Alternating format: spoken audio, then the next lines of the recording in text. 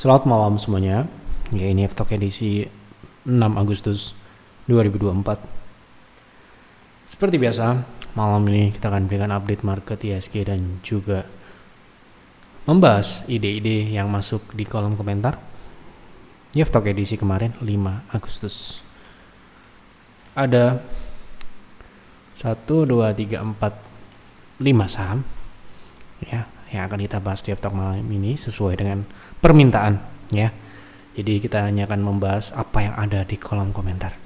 Jadi apabila Anda ingin melihat banyak pembahasan di F-Talk berikutnya, silahkan tulis di kolom komentar saham apa yang menarik dan berikan keterangan ataupun pertanyaan konsultasi di situ. Oke, kita mulai. Sebelum saya mulai, silahkan bagi Anda yang sudah merasakan manfaat dari F-Talk, dukung kami dengan klik like, dan yang belum subscribe silahkan subscribe. Kita mulai dari IHSG. Hari ini IHSG rebound cukup signifikan. Tadi sempat 1% lebih ya. Karena kemarin penurunan hampir 4%, hari ini rebound dan tetapi seperti yang Anda lihat di sini rebound belum merubah apapun, tidak merubah apapun bahwa memang wave kedua masih dalam proses pembentukan. Ya, dan semoga tidak perlu lama-lama ya, supaya nanti swingnya juga lebih cepat kita profit juga ya. Kita harapkan memang paling lama akhir bulan September, tetapi jika bulan ini bisa dicapai bottom yang kita harapkan adalah di 7.000 sampai dengan 6.900-an, ya itu akan lebih baik lagi sehingga sudutnya lebih kecil. Artinya ya korelasinya nanti reboundnya lebih signifikan dan lebih cepat. Ya, itu kita harapkan. Lagi-lagi kita harapkan, bukan kita yang membuat IHSG ya. Tentu saja kita bukan price maker, kita hanyalah orang biasa yang hanya bisa memprediksi dan menganalisa saja.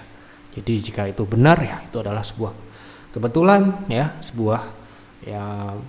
kita memprediksi dan benar itu ya kita sebut sebagai keberuntungan ya. Baik, kita langsung masuk ke pembahasan saham ya, karena IHSG belum ada perubahan, masih sama dengan apa yang kami sampaikan di stock call pertengahan Juli sampai dengan stock call kemarin masih ada dan Anda bisa cek. Baik, yang pertama, malam Pak, tolong bahas INKP untuk swing. Oke.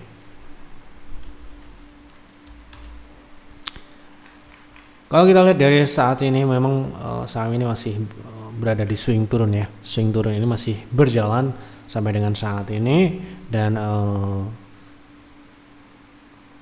support terdekatnya ada di 7.600. Jadi kalau kita melihat di sini dia masih seperti ini kondisinya, saya akan menyarankan untuk wait and see dulu, menunggu. Jika besok ada penurunan ke 7.700 sampai dengan 7.600 ya, Anda perlu berhati-hati. Kenapa? Karena kalau turun di situ ada kemungkinan besar dia akan nutup gap di bawah sini, yaitu di 6.900, dan jika itu turun ke situ itu akan lebih besar potensi upside-nya dibandingkan di harga saat ini ya. Berapa persen gitu ya, kalau kita mencari potensi swing tentu saja kita harus ngitung-ngitung berapa persen potensi upside jika turun ke situ gitu ya. Jadi yang memungkinkan adalah jika dia turun ke 6.900 ya, lalu ya dia rebound dari wave terakhir ya, wave yang ini itu kita bisa dapatkan di 0,3 aja itu sebesar 16%, di atas 10%. Kalau dia naik cuma ke 0,2 itu sudah dapat 10% ya. Sedangkan kalau dia rebound dari level support terdekat yaitu di 7.600, jika dia rebound ke 0,3 dari wave, katakanlah ini adalah akhir dari penurunan gitu ya, berapa persen gitu ya, ini perbedaannya ya supaya kita tahu itu cuma 10%, selisih 6% lebih ya, kurang lebih segitulah ya. Artinya ya menarik atau tidak sebenarnya tergantung dengan Anda ya. Kalau Anda memang mungkin mencari upside yang kurang dari 10% di harga saat ini pun bisa-bisa aja, tetapi akan lebih menarik jika dia turun ke bawah support gap di bawah 7.000 ya sampai dengan 6.900, dan sangat memungkinkan. Kenapa? Terakhir dia membentuk lower high, artinya ya lower low yang ini bisa dipecahkan dan menuju ke support gap yang ini. Ya, itu adalah skenario yang kita harapkan ya. Tentu saja sekali lagi saya bukan price maker, jadi jangan berharap yang pasti ke situ gitu ya. Tidak pernah kita bilang pasti ya, tidak pernah, karena kita prediksi ya itu soal probabilitas gitu ya. Dengan adanya tanda-tanda, dengan tandanya pola, struktur ya, teknikal, ini kita bisa perkirakan, ingat ya, tidak dipastikan. Tidak pernah kita bilang pasti ke sini, pasti ke situ gitu, nggak pernah. Dan kami pun ya secara kode etik nggak boleh bilang pasti ya gitu. Oke. Baik, lanjut ya. Mohon pencerahannya, apakah konsolidasi sama atau mirip dengan akumulasi? Beda ya. Kalau akumulasi itu tindakan, konsolidasi itu kondisi teknikal ya. Ya beda gitu. Gimana saya mau menjelaskan? Apakah perbedaannya? Ya jelas, itu konsolidasi itu adalah kondisi ya, kondisi sebuah harga yang tidak membentuk sebuah tren, karena ada 3 kondisi ya, uptrend, downtrend, dan konsolidasi atau non trending kalau bahasa teknikalnya ya, sideway ya, dia mendatar ya, itu adalah konsolidasi. Nah, dihubungkan dengan tindakan ya, saat konsolidasi itu tergantung konsolidasi di dalam tren turun, yaitu bisa menjadi sebuah redistribusi atau distribusi berkelanjutan gitu, karena ya big money ya, big fund, itu saja mereka nggak akan buang 100% gitu ya, mereka pasti akan menjual bertahap karena barangnya sangat banyak, duitnya sangat banyak gitu ya. Jadi bedanya itu ya tidak sama. Karena itu adalah menjelaskan konsolidasi adalah kondisi teknikal, sedangkan akumulasi ataupun distribusi itu adalah sebuah tindakan. Ya, jadi bisa aja tren turun, konsolidasi kemudian reversal, ya itu bisa dihubungkan dengan akumulasi, bisa. Ya, gitu. Jadi ya seperti itulah. Kira-kira saya juga bingung menjelaskan pertanyaannya ini, karena konsolidasi itu kan teknikal, kondisi teknikal, sedangkan akumulasi adalah tindakan. Ya, gitu loh. Lanjut ya. PAF setelah jual di 9.900 saya belum buyback, apakah brand masih bisa turun ke target Jeftok terakhir? Targetnya di berapa? Saya juga nggak hafal. Ya. Oh ini ya, wave C ya. A sesuai dengan prediksi kami di 10 ribuan sudah tercapai, dan C bisa dicari mungkin beliau sudah bilang menonton Jeftok sebelumnya. Ya. Kemungkinan di ya wave C itu bisa di 0,6 atau 0,7 gitu ya. Anda bisa cari di Telegram biasanya. Semuanya ada, bener mau salah semuanya ada di situ ya. Nih ya, kami sampaikan di 17 Juli ya. 17 Juli kita sampaikan ini ya. Pullback di dalam wave C ya. Ini ya. Potensi ke 5.000 ini. Di situ tulisan judulnya 5.000 atau bukan, silakan Anda tonton ya kan. Kemudian ini juga kita bahas di edisi sebelumnya, di edisi 11 Juli ya, Anda bisa tonton. Yang jelas ini adalah wave C ya. Kalau Anda mau buyback tentu saja ya, kalau saran kami menunggu saham ini memang sedang swingnya sudah berakhir dan sedang mulai swing naik lagi, karena wave C ini kita masih bayangkan saham ini masih akan uptrend gitu ya, tapi kan belum tentu. Nah, sehingga kalau plan kita swing tidak perlu mempermasalahkan itu atau memusingkan hal tersebut, mau di uptrend kayak mau downtrend kayak, selama potensi swing upside-nya itu mencukupi untuk kita tradingkan ya nggak apa-apa gitu ya. Nah, di harga saat ini kalau kita mau buyback ya kan, itu yang kita harus lihat berapa besar potensi swingnya gitu, misalkan di harga saat ini ya. Kalau dia naik ke resist terdekat ya, dia membentuk resist, ini pullbacknya kemarin juga sudah terpenuhi, pullback kecil atau minor yaitu di 8.300. Ini memungkinkan untuk mungkin kita swing beberapa hari gitu ya, itu cuma 6%. Tetapi kalau dia berhasil menutup gap, mungkin ini yang saya bahas di F-Talk terakhir, yaitu di 6.600 atau di 0,6 misalkan di 7.300, itu swingnya menjadi lebih besar potensi upside-nya 15%. Kalau Anda mau cari 5 sampai dengan 10%, ini sangat-sangat memungkinkan kalau di harga ini di 7.300 sampai dengan 6.000-an ini, 6.600 ya, sehingga untuk harga saat ini saya rasa tidak terlalu menarik ya. Jadi Anda masih perlu untuk menunggu ke target ini. Tapi saya di sini bilang apakah ini akan ke 5.000 atau lebih dalam dari situ, saya mungkin sudah bahas dan saya tidak akan ulangi. Silahkan Anda tonton lagi di pembahasan di Telegram sebelumnya ya. Gitu. Jadi silahkan Anda tonton ini ya. Tinggal ditonton. Semuanya ada ya, semua saham yang kita pernah bahas Anda bisa cari di Telegram. Mau itu benar, mau itu salah ya, namanya prediksi Anda bisa cari di situ. Ya. Gitu.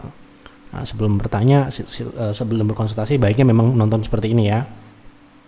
Jadi saya juga merasa ternyata apa yang kami sampaikan ini diperhatikan ya, dicatat ya kan. Karena di situ kita bisa meng-follow sebuah pergerakan, itu penting juga ya. Kalau kita mau trading itu kita juga harus mengikuti seperti cerita ya, seperti ceritanya seperti apa, story-nya seperti apa, kita tahu.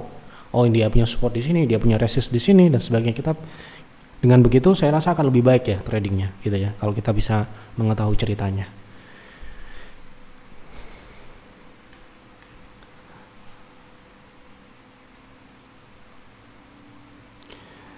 Ini lanjut ya. Pak, saya sedang mengawal target turun GGRM di 10.000. Akankah nanti kita beli di situ jika ingin investasi? Ya belum tentu ya. Belum tentu. Dia mau turun ke 1.000 per lembar ataupun 50 per lembar pun kalau fundamentalnya nggak layak ya nggak akan kita beli, Pak. Mau 10.000 kayak mau berapa kayak ya. Kita beli atau tidak investasi, kita harus lihat fundamentalnya layak atau tidak, itu dulu ya. Ini kok nyebut 10.000 ya, coba kita lihat di sini ya. GGRM kita terakhir bahas mungkin belum lama, ini awal Juli ya. Ini ya, tanggal 2 Juli ini ya, bisa turun ke 10.000 ini ya kita sebutkan. Sekarang harganya sudah di 14.000. Total penurunan berapa dari tanggal itu? Sekarang sudah turun 11%. Sedikit-sedikit ya, pelan-pelan. Ya. Jadi apakah saya akan beli atau kami akan rekomendasikan untuk saham ini untuk investasi? Kemungkinan besar tidak untuk saat ini.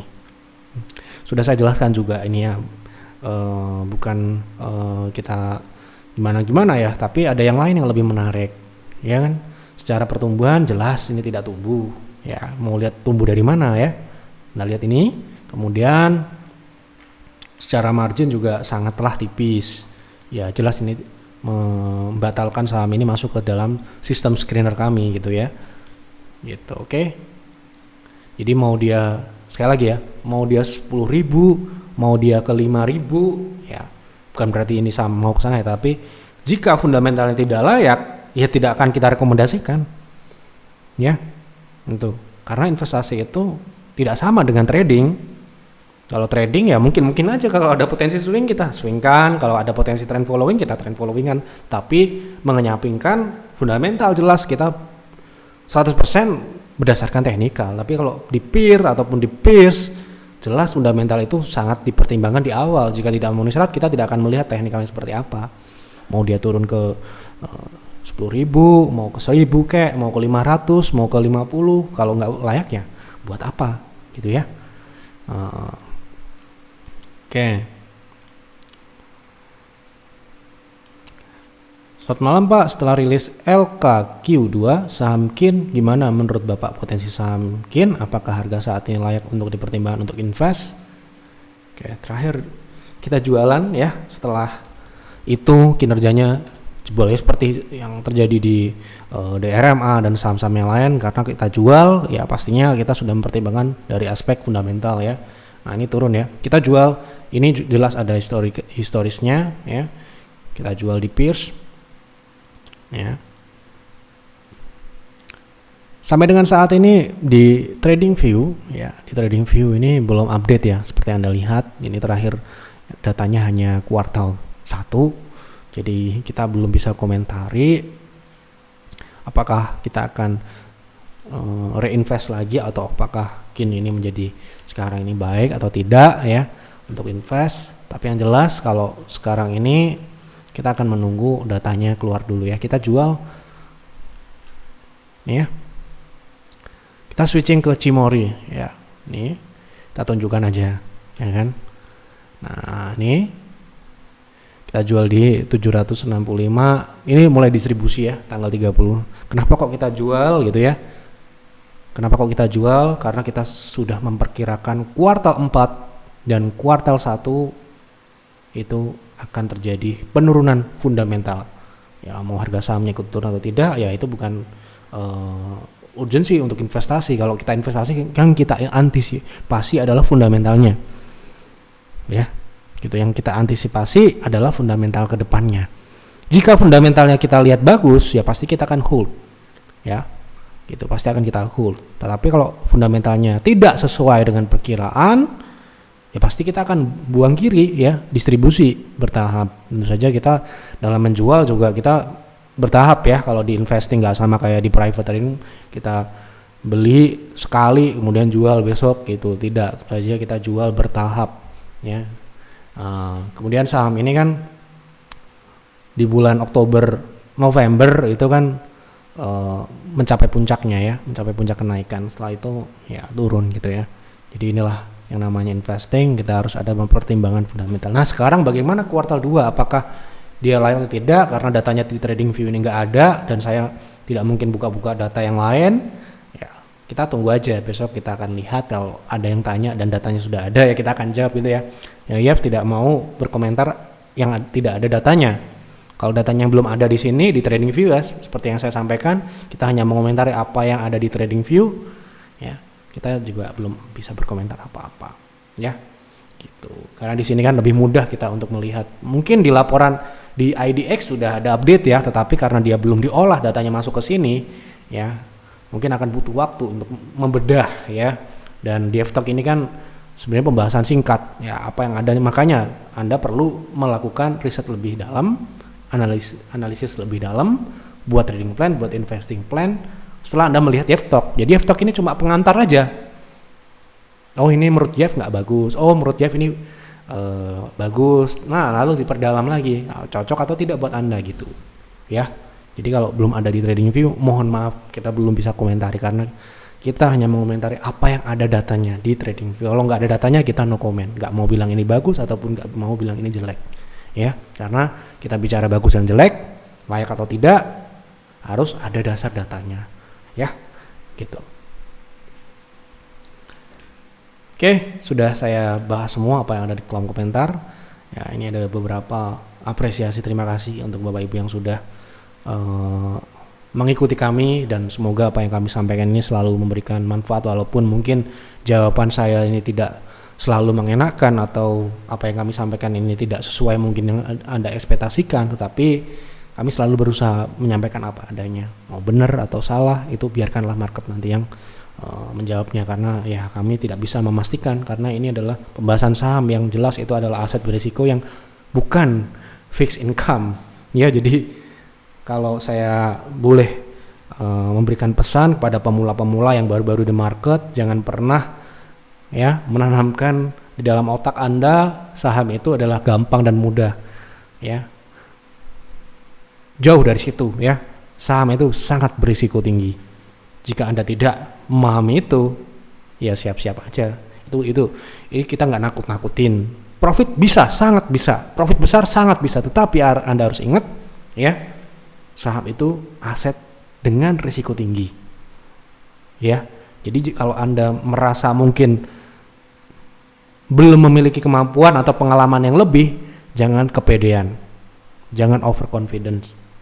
Bertahap, belajar, ya. Tidak boleh takut juga tidak boleh, tapi Anda tidak boleh overconfidence. Belajar konsisten, belajar lakukan analisa, belajar buat trading plan. Barulah Anda gunakan perlahan, Anda punya buying power dan sebagainya ya. Jadi jangan sampai Anda baru nyemplung langsung duitnya semuanya, bahkan utang sana utang sini untuk memaksakan diri pengen cepat kaya dari saham ya. Ini nih yang saya perlu edukasi, karena kami sangat banyak mendapatkan konsultasi pemula-pemula, ya enggak pemula ya, ada yang udah lama pun tetapi belum memahami esensi bahwa investasi di saham ini sangat berisiko tinggi, high risk ya.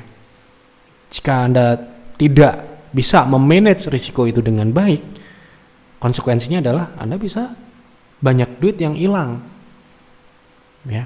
Katanya floating loss itu duitnya nggak hilang ya, tentu saja kalau Anda belum merealisasikan itu, tapi bukan berarti saham itu akan kembali ke harga Anda beli, belum tentu. Bisa aja dia suspend ataupun sekarang bisa full auction dan sebagainya. Banyak hal resiko-resiko yang mungkin di saham itu. Sehingga sekali lagi ya, berhati-hatilah itu ya. Jadi jangan overconfidence.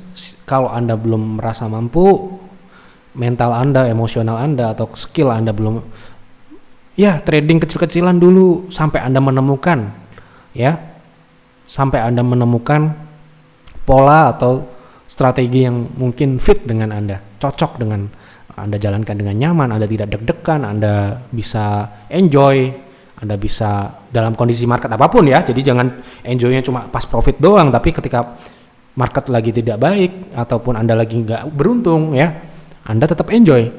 Itu kuncinya adalah Anda menemukan ya strategi yang fit dengan Anda ya. Memang banyak ya permintaan sekarang ini, Pak Yef tolong buatkan saya strategi yang fit dengan saya dan sebagai permintaan itu banyak ya. Saya belum bisa karena belum bisa membuatkan secara personal untuk strategi, karena saya harus mengenali Anda seperti apa karakteristiknya gitu ya. Banyak sekali permintaan seperti itu, buatkan saya strategi dan sebagainya, sistem dan sebagainya ya. Mungkin sekarang ini belum, tapi nggak tahu mungkin di kemudian hari saya bisa melayani itu. Tapi sementara ini ya saya yang bisa membuatkan Bull Hunter, PTR, Peer dan Peers itu untuk mengakomodir perbedaan banyak orang yang berbeda karakteristiknya ya. Jadi Anda pilihlah sesuai dengan, kalau Anda mau join YF Advisor, pilihlah sesuai dengan kebutuhan dan kemampuan Anda ya. Jangan cuma lihat diskon murah join padahal tidak butuh. Ada diskon Peer padahal Anda trader, ikut Peer padahal Anda nggak bisa investasi, nggak sabar orangnya. Nah jadinya apa? Mubazir, buang-buang uang walaupun itu diskon, walaupun itu murah, mungkin buat Anda murah gitu ya, tetapi nggak berguna buat apa ya, gitu loh ya. Baik, itu saja yang dapat kami sampaikan di F-Talk malam ini, karena ya pembahasan sedikit, saya sedikit akan memberikan edukasi ya, semoga ada manfaatnya, semoga dapat memberikan impact yang positif untuk penonton-penonton di F-Talk. Terima kasih, selamat malam dan selamat beristirahat.